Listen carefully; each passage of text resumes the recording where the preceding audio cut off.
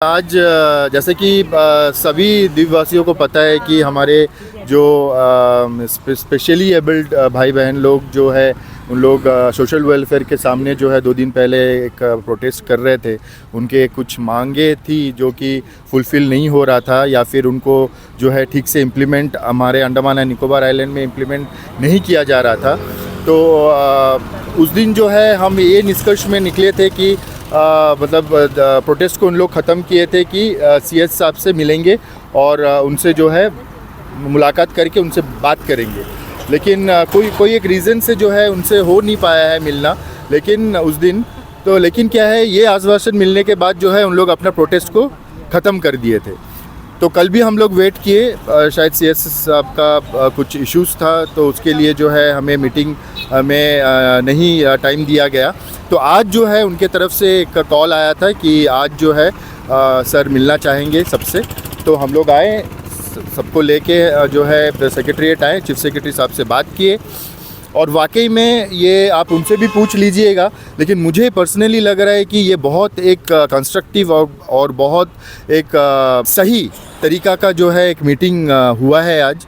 और जो भी इन लोगों का जो भी इश्यूज़ था, काफ़ी लंबा चौड़ा लिस्ट है उनका, जो भी मांगे हैं वो वाकई में यहाँ का एडमिनिस्ट्रेटिव लेवल पर बोलिए या फिर जो भी डिमांड सेंट्रल से इन लोग किए थे इतने दिनों तक, उनका कोई भी जो है सुनवाई या फिर उनमें कोई मॉडिफिकेशन या क्लैरिफिकेशन आया नहीं था।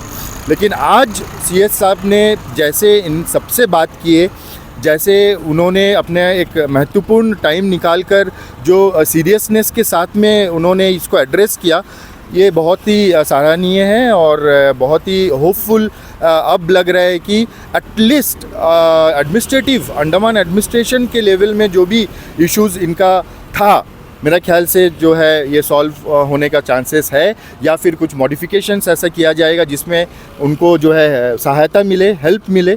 जैसा हो गया आपका ट्रांसपोर्टेशंस हो गया, जैसे शिपिंग हो गया, बसेस हो गया, उसके बाद जॉब रिलेटेड हो गया, क्योंकि इनको जो है कोई हाई फाई जॉब का जो है उन लोग मांग नहीं कर रहे हैं फ़िलहाल, क्योंकि उनका जो क्राइटेरिया है 3 to 4% हर डिपार्टमेंट्स में जो है इनके लिए रिज़र्व रखना चाहिए या इनको जॉब देना चाहिए, इसको सही रूप से जो है लागू करें।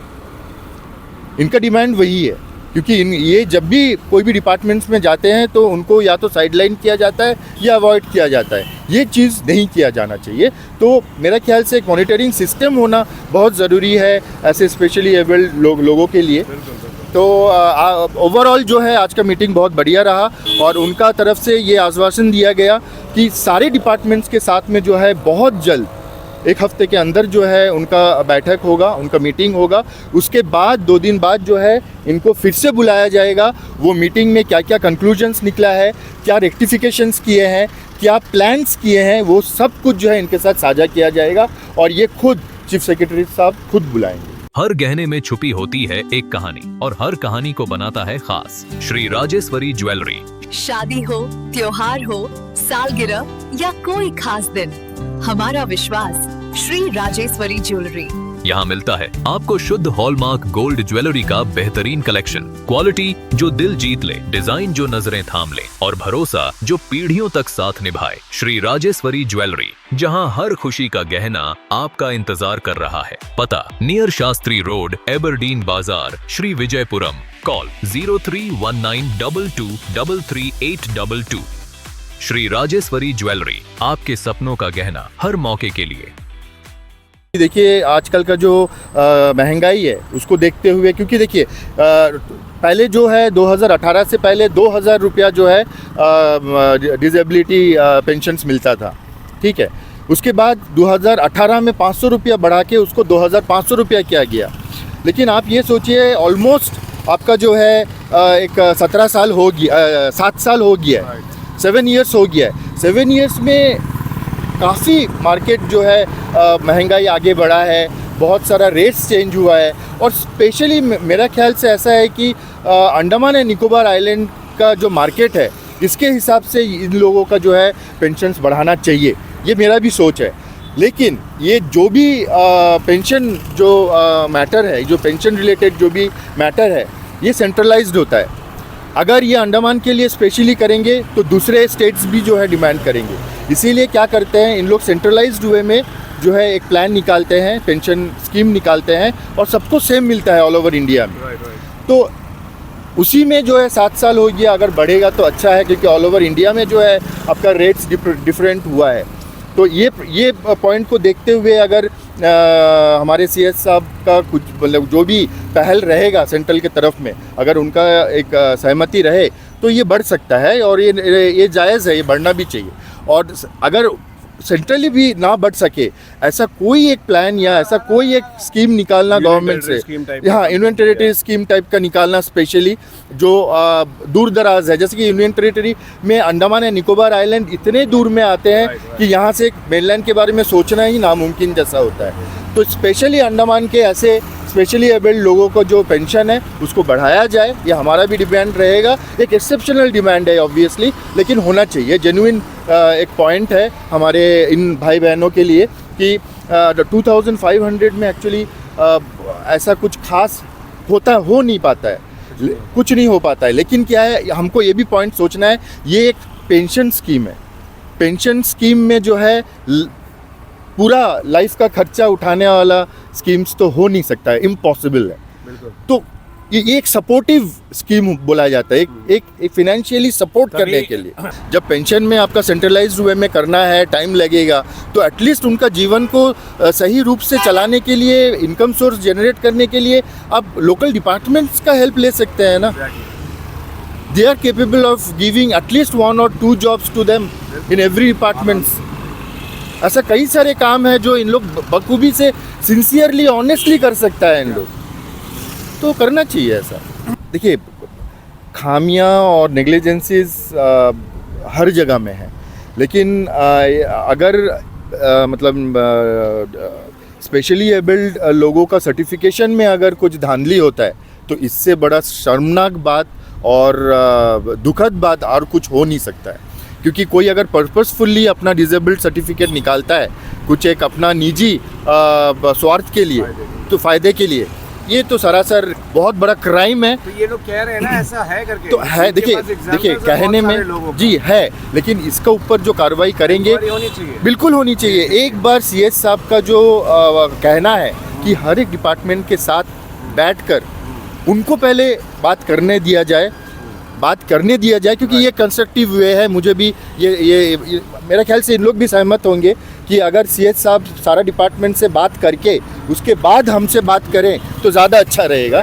तो इन लोग भी सहमति जताए हैं वहाँ पे और अप्रिशिएट भी किए हैं CS साहब ने जो कहा है। तो देखते हैं, अभी ये सब धांधली, ये सब मॉनिटरिंग सिस्टम तो मीटिंग के बाद, एक कंक्लूजन निकलने के बाद ही होगा। मिलने से पहले जो हम लोग एक्सपेक्ट कर रहे थे और उस मीटिंग के बाद जब हम लोग बाहर आए तो काफ़ी मतलब सेटिस्फैक्टरी चेंजेस था, क्योंकि पहले हम लोग डाउटफुल थे, लेकिन एडमिनिस्ट्रेटिव वे में इन लोगों का जो एक्सपीरियंस रहा है वो सोचकर इन लोग अपसेट थे। लेकिन CS साहब का जो बॉडी लैंग्वेज था, उनका जो बिहेवियरल मतलब वो था, स्टैंडर्ड था, इनके साथ में बहुत अच्छा था और बहुत हेल्पफुल नेचर से जो है उन्होंने सबका बात सुना है। और ऑब्वियसली हम लोग आशा करेंगे कि इसके एक पॉजिटिव रिजल्ट ज़रूर आए। रामचंद्रन है, मैं चीफ सेक्रेटरी से मीटिंग के लिए बात किया था, तो हम लोग धरना हुआ था 3 तारीख को, डिसेंबर 3 तारीख को वहाँ में हुआ था। फिर हम लोग वहाँ में तो सोशल सेक्रेटरी बोला था हम लोग कितना होएगा वो करिएगा करके, वो हमको ज़्यादा नहीं लगा वो उस लोग करिए करके, इसीलिए चीफ सेक्रेटरी से हम लोग जाके मुलाकात हुआ आज ही। तो हम लोग बात करा, ये सारा डिपार्टमेंट का पेपर दिया है, सारा डिपार्टमेंट का बुला के हम बात करेगा एक बार, मेरे को थोड़ा टाइम दे दो करके पूछा था। ठीक है सर, 1 हफ्ता का 15 दिन में हम मीटिंग रखेगा, इसका बाद आपको 2 दिन में बुला देगा, बुला के आपका क्या हुआ क्या नहीं होएगा करके हम बताएगा, इसका बाद में क्या स्टेप है वो हम लोग देखेंगे करके बोला। ओके सर, करके हम लोग थैंक यू बोल के आए। बसंत राजवंशी मेरा नाम सर। हम उस धरना में जो प्रदर्शन करे थे सर, उसका आज बुलाया गया मैं बात करने के लिए।